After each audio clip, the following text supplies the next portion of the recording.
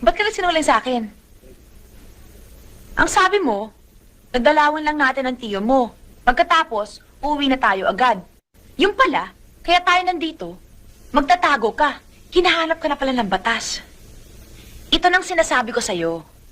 Papasikip na mundo mo. Pati ako, dinadami mo sa mga kalokohan mo.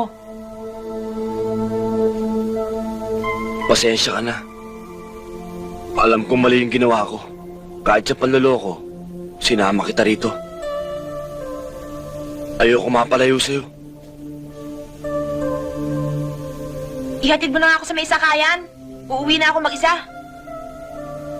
Mang Arias, aalis muna ho kami.